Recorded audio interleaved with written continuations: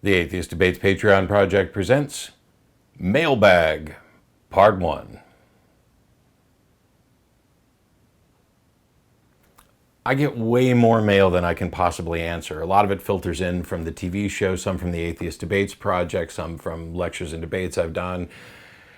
And that really bothers me because I used to do my best to answer pretty much every email that came in. That's just not feasible anymore. And even with the TV show and having a bunch of people on the TV at atheist-community.org list, even with several people working on it, we don't have enough time. I think I have currently somewhere in the neighborhood of 10,000 unread emails, which I'm probably just going to have to archive. And I want to do a better job of it. So one of the things that I'm adding to the Atheist Debates Project are some videos where people can email in a question, and I'll cover one or two or three, depending on how much time it takes up in this video series. And the first question I want to start with was from someone who wrote in essentially saying, I've heard you say that saying that God did it doesn't actually amount to an explanation. It doesn't tell us anything. It's a non-answer. It might as well be along the lines of, I don't know. But I've been waiting for you to ask the apologists how God did it. Because wouldn't they have to answer, I don't know? And wouldn't that completely undermine what it is they're trying to say? So yes, they might in fact answer with, I don't know. I don't know how God did it. I'm just convinced that he did do it. His ways are not our ways. It may require godlike knowledge to have the sort of understanding of what God's methods are.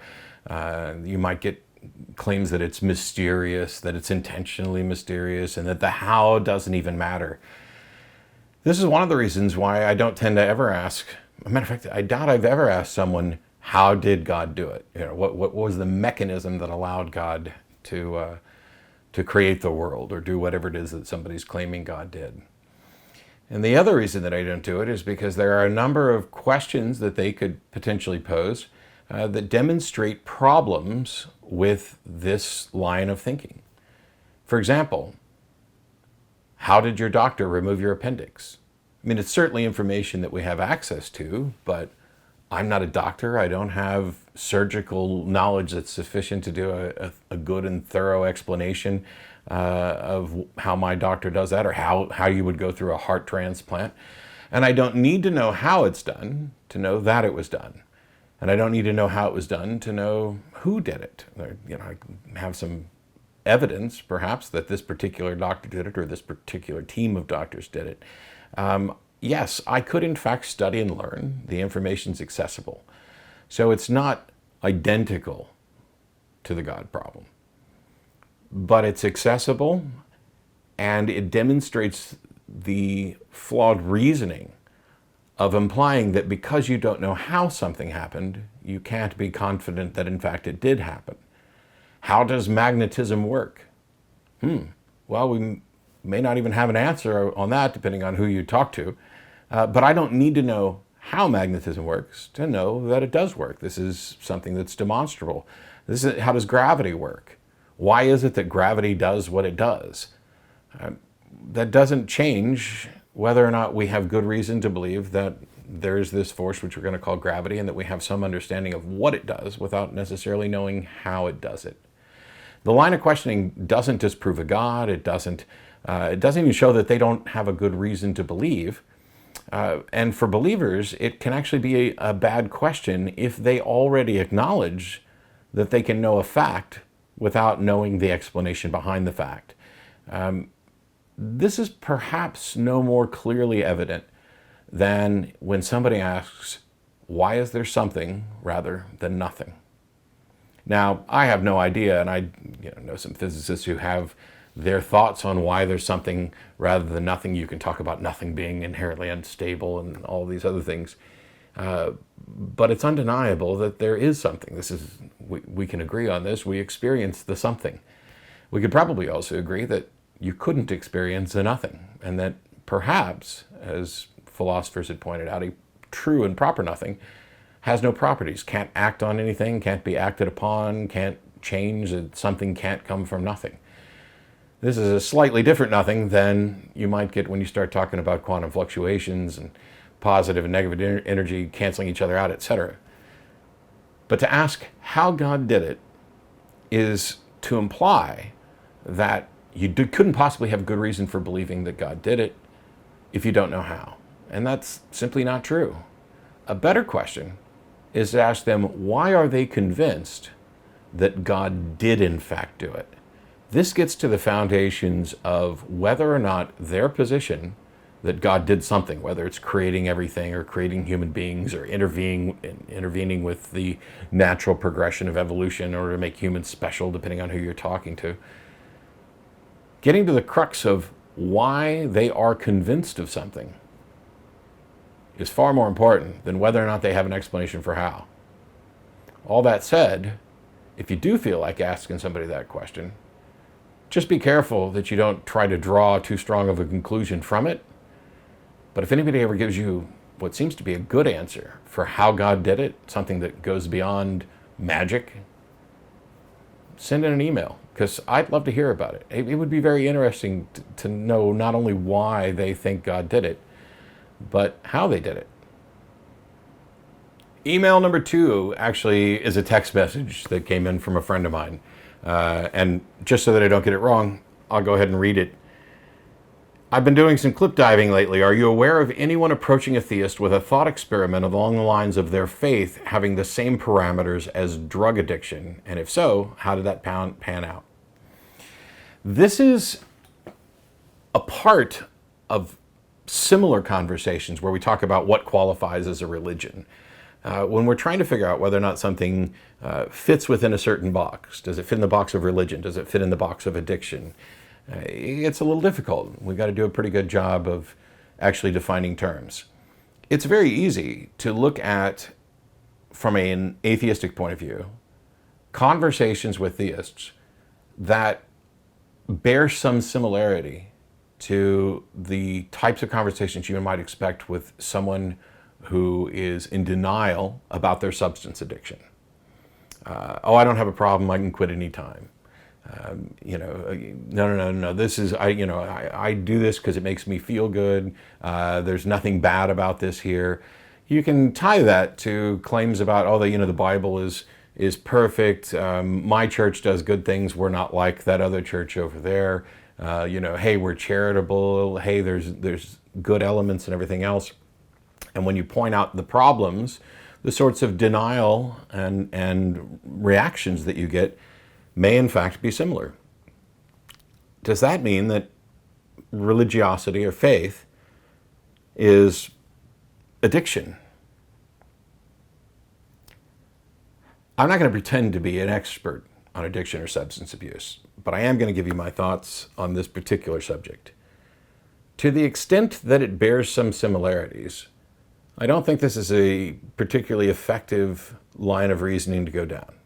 Yes, we have the old quote that religion is the opiate of the masses, and that the wise are using it to subjugate the unwise. That the religion you were born into is your religion, and you were just basically indoctrinated into this, and it becomes like a codependent sort of addiction. There are elements of truth to that, in my experience. That said, and the reason I mentioned at the outset that this is similar to discussions about religion, there are people who would like to say, as a caller on last week's show tried to do, that atheism is a religion. Now, we didn't get to go down that conversation because of other problems, or atheism is a religion. But the sort of definition that would allow atheism, which has no tenets, no dogma, no popes, no, 10 commandments, nothing. It's simply a single position on a single issue. Do you believe in God? Yes, you're a theist. No, you're an atheist.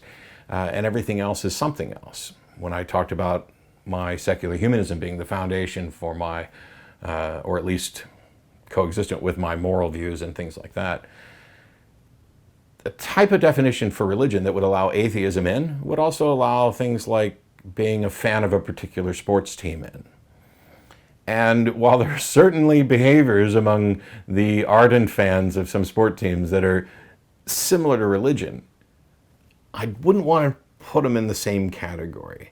I think it kind of oversimplifies things and perhaps, diminishes who we are as human beings to say, oh, well, my religion is just like your, having your favorite sports team. I've picked the Jesus God, you've picked the Jehovah, you've picked the Our Father, you've picked Ganesh, and so, blah, blah, blah.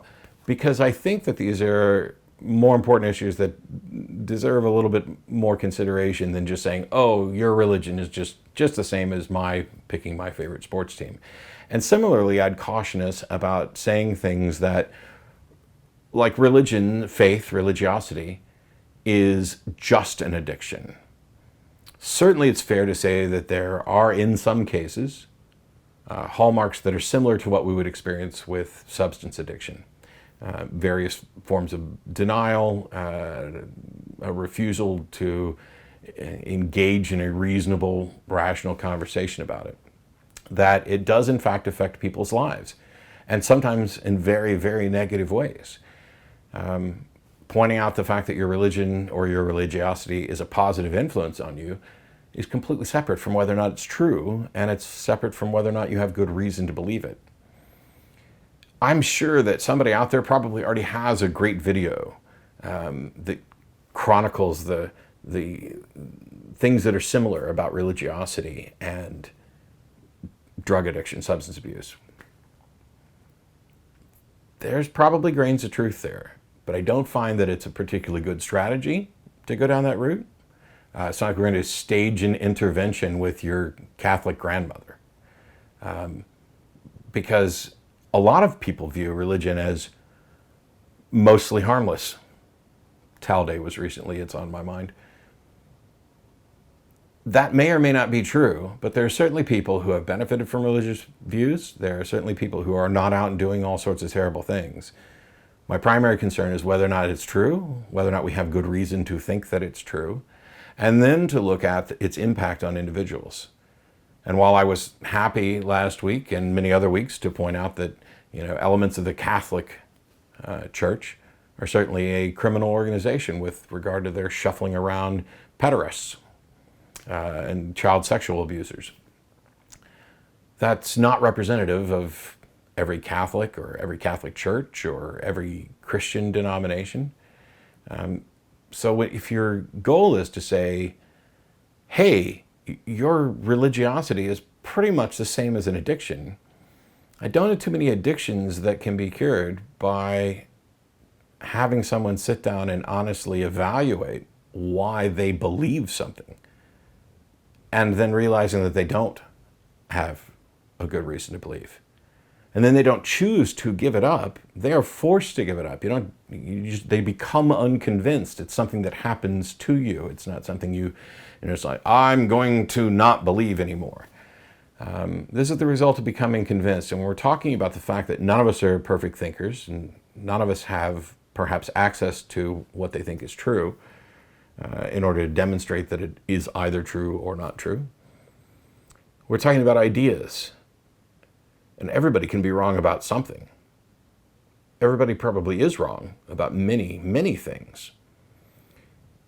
Now, if we're to talk about the more fervent believers, the ones who have adopted a particularly literal, dogmatic, extreme version of a religion, I don't think that it's fair to compare them to someone who's suffering from substance abuse, substance addiction,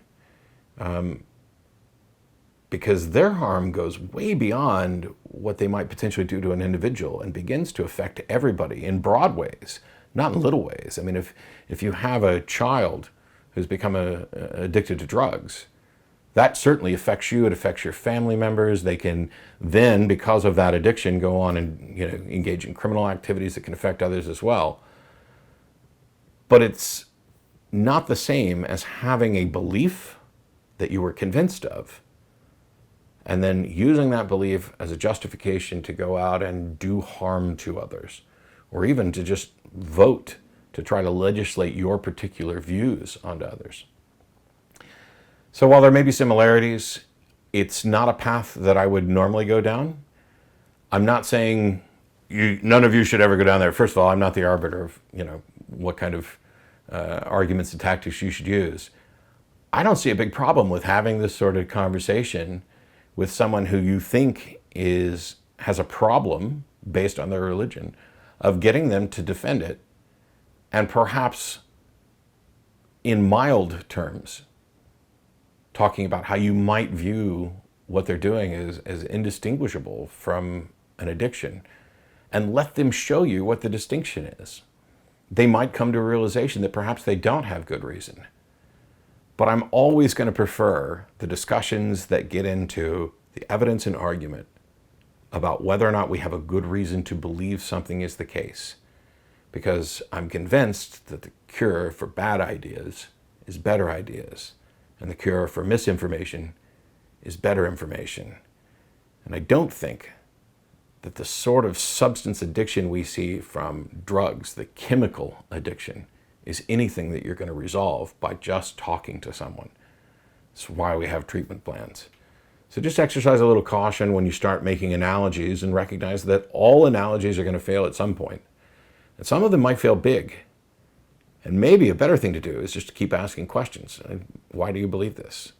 Why should I believe this? That's a tool that, I mean, we've Peter Boghossian's book where we talk about street epistemology, Anthony Magnabosco and I have talked about it before here at the Atheist Debates Project, and it's something that I try to engage in on the TV show. Make use of the Socratic method. You don't have to just sit there and ask questions as if you have no thoughts of your own, but you can engage. And if you engage, make sure that you actually care about what kind of responses you're getting. Exercise a little compassion and empathy whenever possible.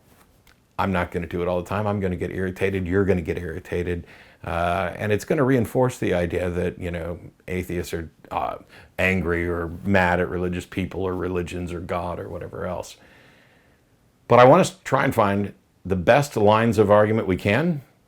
And while you may find similarities, I don't think going down the religion is very similar to chemical addictions is a particularly good one. But that's just my thoughts. Send in your questions. We'll do some more mailbags in between debate reviews, which are coming up soon. Bye-bye. This video is made possible by supporters of the Atheist Debates Patreon project. You can find more information and add your support at patreon.com/atheistdebates.